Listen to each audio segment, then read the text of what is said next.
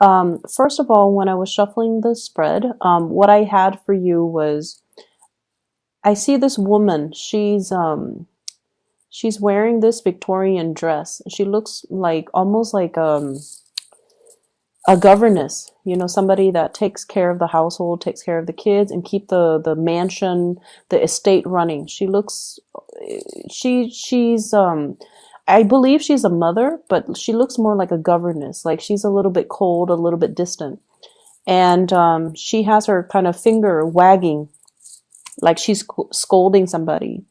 And then on the ground, you see this little girl. She's probably like 5 years old. She's holding a doll, and there are broken, like two broken plates on the ground. And it seems like she was scolding at the little girl because the girl probably broke those plates from the image that I saw. And the girl is sad, and she's kind of ashamed. And she did a little curtsy. She, bent down and kind of distracts the governess by spreading her dress and doing a little curtsy and then smiling. And the governess, it seems like her heart is melted, and then she stops yelling or she stops scolding. That's what it feels like to me. And so in alignment with this reading, I feel like the cards are corroborating the same theme. What I have here is the Page of Cups. And I feel like there is somebody in your life who is a little bit of a charmer, who's a little bit of an attention seeker. And I feel like, this is somebody that might have been very evasive when it comes to their responsibility. So it doesn't really matter how old they are. They could be a child, or they could be an adult acting like a child or behaving like a child. But they are a little bit of a charmer. Like they weasel their way out of situations by turning on the charm, turning on the waterworks. They know that they are cared for, and I feel like they tend to push boundaries a little bit. Okay, so if you're dealing with children, you want to be a little bit careful when it comes to their behavior and how oftentimes they can turn on the charms or the waterwork to get out of getting a scolding, or to avoid repercussions for their actions, or even to kind of charm their way into people's hearts. Okay, so that's what I'm getting. For some of you, this could literally be a child. For others, it could be a relationship partner, and then for others, family members. I'm also sensing as well coworkers. I'm not sensing it strongly, but I feel like it could be a coworker who is a little bit kind of like evasive when it comes to handling their responsibilities. So if this is somebody that you're dealing with in the work front, and I see this a lot for you guys, it's almost like energetically, you guys are such workaholics, and you guys are such good workers that oftentimes you are put alongside people who are slackers. And I feel like, there is a major karmic lesson here about them needing to learn from you. It's almost like you're setting the bar really high. You're setting the standards of integrity and work ethics. And they're supposed to learn a big karmic lesson from you about personal responsibility, personal obligation, stepping up when other people are not in the picture, or stepping up regardless of who's looking. It's almost like we do what we need to do because it is a part of our responsibility. So whether or not the boss is watching, we still need to work. Whether or not we feel like it, if there's some group, some people that are dependent on us, we need to step up. Okay, so it's almost like you can charm, you can turn on the waterwork. The work is not going away. So we need to handle responsibilities because it is our obligation to the place of employment. It's also because other people are depending on us to do our due diligence and to, take care of responsibility. So they're supposed to learn these karmic lessons about, self-sufficiency, about, as well, understanding that they need to hold up their end of the bargain.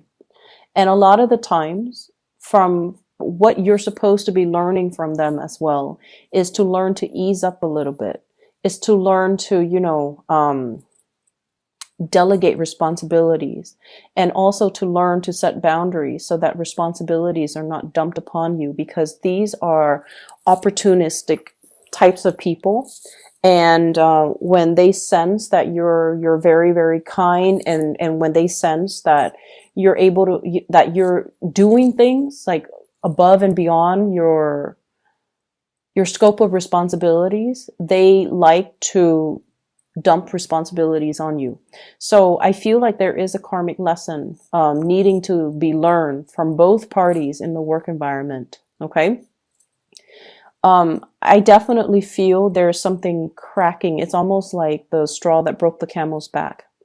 And so this week, there is a lot of responsibilities that you have to take care of. And you are not in a position to take on more. You're in a position to learn to say no to other people, to learn a very direct way to say no to people, to draw very clear boundaries, and to also set people in their place. Okay. What I have here is the 10 of Wands. This is a lot of things that you have to take care of, a lot of loose ends to tie up, a lot of things that you're physically carrying around. And if you are kind of like trying to avoid people, I usually think of this as like, he's using those wands to cover his face, not wanting to see people, not wanting to confront people, conflict avoidance, trying to just avoid certain people. This is really a week for you to step into this power with the Ace of Swords. This is like saying what's on your mind and meaning it, and learning to say no to people, learning to cut people out. Okay. The man on the horse, he's a little bit shocked by this Ace of Swords. It's coming out in such a fast and swift and truthful manner that he didn't expect. So if you have been kind of like, the doormat, I feel like this is the week where it's like, enough's enough. I'm not going to be taking on other people's responsibilities. I'm already, stretched thin. I'm already wearing multiple hats. I'm already going above and beyond my scope of responsibilities, and it's not fair. So you're going to set the record straight, and you're going to preserve your time, which is very little and very precious to you, so that you can take care of the things that you need to take care of. Okay. I also see as well, there might be issues when it comes overall with like conflict within the family. What I have in this spread though, and I don't want you to fret, okay? I have a lot of love. I have a lot of communication and a lot of love. And so the people around you, they truly, truly, truly care about you. Even those coworkers that slack off, they care about you. They don't want any harm to fall on you, not only because you have your use value to them. I feel like they like you as a person. They're just opportunistic. They would do this to anybody. So it's not personal, right? And I also feel like the family members, relationship partner even. What I have here is the Ace of Cups. You have two aces, Ace of Swords and Ace of Cups. Communication needs to come from the heart. Okay. It's not about scolding. It's not about, chastising somebody for their wrongful behavior. It's about telling them, you have to be a little bit more responsible with those plates. Like you broke those plates because you were reckless when you were playing. So being a little bit more delicate and gentle and toning down the communication when you're interacting with people that you love. And especially if you're interacting with people, it's almost like the delivery, the tone, the attitude matters a lot.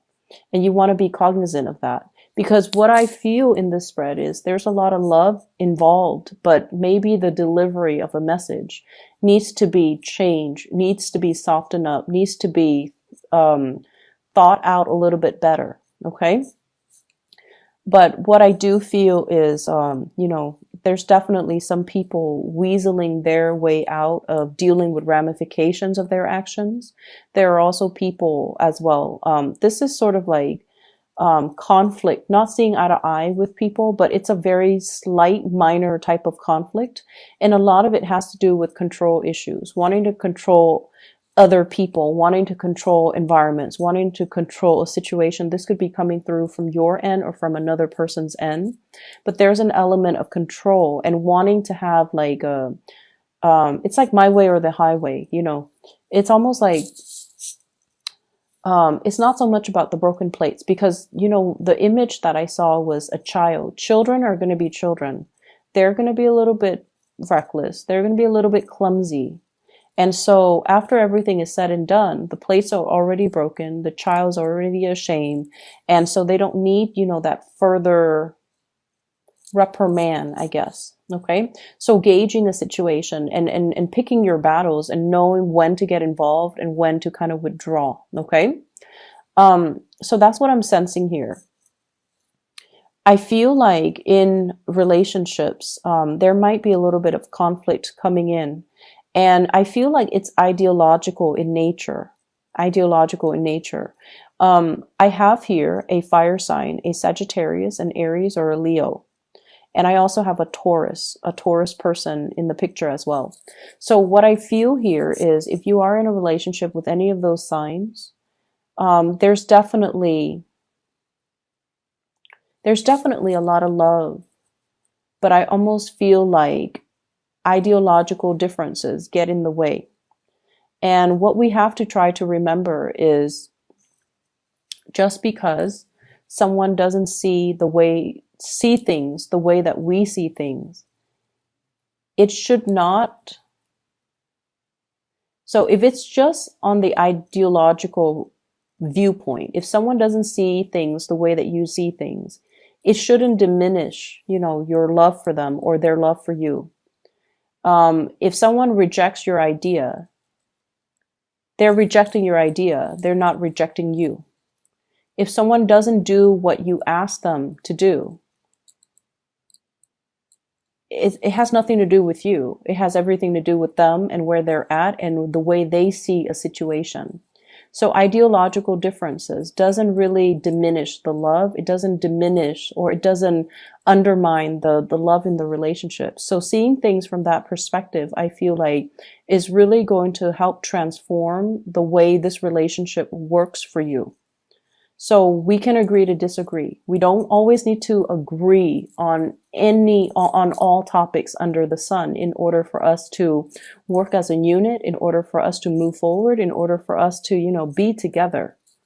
Okay. And that is with family. That is with love relationships. And I feel, more so with love relationships. So I almost feel like there is a major separation between your work life and your personal life, which is probably a good thing. But I almost feel like you have double standards when it comes to what you tolerate from people who are really close to you versus the really bad behaviors that you tolerate from people in your work environment. And I mean, you know, we do have to do what we need to do in order to survive. So we know that work pays the bills. And so when we come to work, we have to behave in a different manner. But I almost feel like this set of double standards, okay? It's like treating strangers with a lot of compassion, but treating your loved ones with a lot of like criticism. That's what it feels like to me. Because I have with this Ace of Swords is on top and the Ace of Cups is on the bottom. It's like being harsh with certain people and then extending love to other people. And you want to make sure that the people are deserving. Okay. You want to make sure that the people that are doing their due diligence, that are, you know, taking care of their responsibilities are the ones that should be getting the love and the support. Whereas the ones that have been reneging on their responsibilities, that, you know, leave things to the last minute, are the ones that should be getting chastised. So I feel like directing your energy towards the right people rather than directing your focus, directing your energy towards the right people rather than penting up your energy and your anger and then having it come out directed towards the wrong people, the ones that don't deserve it, the ones that are just like on the sidelines. and the ones that have nothing to do with the root of the problem. Okay, so this is a week for us to kind of reassess where we have been too harsh and where we are giving our energy. And especially if we're giving our energy to people that are charming and just evasive and irresponsible, when we should be giving the love to people who are, doing their fair share of the work, who are responsible, who have been nothing but honest. So I feel like that element is coming through. You might be called in to mediate situations as well. And I feel like there might be, I'm seeing like an interview panel. It's like they're deciding on the next candidates, and somebody might call out sick and you might be kind of like interim. You might be called in to fill that position on a panel where you are assessing people's work potential. You're assessing people's skills. You are assessing people's work history. So I don't know if you're on a panel to do that. So like I said, somebody might call out sick. You might be a filler. Or if you do this on a regular basis, I feel like there will be a lot of good candidates. Okay, so be careful about those charming ones. Be careful about the ones that are, super articulate. But when it comes to their work history, and you want to make sure you follow up and call their references. Okay, and asking the right questions. So I definitely feel like it's going to be a very busy week. There's lots to do and lots to take care of. And you need to keep your kind of like your mind razor sharp and pick your battle so that you're not stretched too thin. I'm seeing as well, I honestly feel many of you have a lot of support from the people in your work environment, especially the higher ups. Okay. I mentioned this with Libras as well, but I also feel it coming through from you. With Libras, it seems like they're getting a lot of assistance. And I feel like with you, you don't reach out. You never reach out when you have, when you need assistance. You are very stoic. And this is like earth sign. This is typical earth sign energy. You, Taurus, Capricorn, you guys are very stoic. You guys are self-sufficient, and you pride yourself, especially you and the Capricorn. You pride yourself on being self-sufficient, on being able to do things on your own. And you work best actually when you're on your own, when you're left to your own devices, because you know what needs to be done. And so the whole process regarding teamwork, group effort, all of those things are nice in theory, but in real life, they hinder progress. In real life, if you're left to your own devices, that's when magic happens. And so you might be shying away from group work. You might be shying away from, working together with other people, because everyone's going to have their own agenda, and everyone is not on the same page when it comes to their reliability, and everyone's not on the same page when it comes to their ability to take care of things. So I feel like, group work is just like the bane of your existence. I'm also sensing as well, I'm also feeling as well, and this is, relationships. For those of you who have recently broken off a relationship, and especially if children are involved, like a separation, a divorce, or something like that, I feel almost like a coming together in the relationship for the sake of the kids, wanting to resolve things or wanting to stay together, wanting to give it one last try, or wanting to, make amends and repair these rifts, because there's a lot of love. There's definitely a lot of love. And there's definitely, the element of children involved as well, because you want to keep the environment stable and just you think it's going to be good for the kids.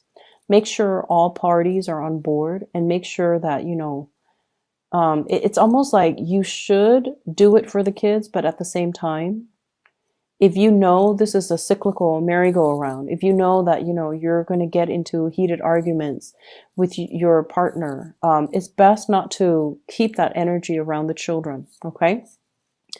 Learning to air out the dirty laundry, learning to air out these things behind closed doors, I feel is the best strategy. Okay. So you might be dealing with somebody who's very explosive. Like when they're upset, they need everybody to know that they're upset. They're kind of like a little bit like dramatic. Okay. And I feel like keeping that energy a little bit tame, or having that conversation with your partner so that you can have these, so that you can remove the children away from the conflict, or you can, air out your differences behind closed doors. I feel like that's the more adult thing to do.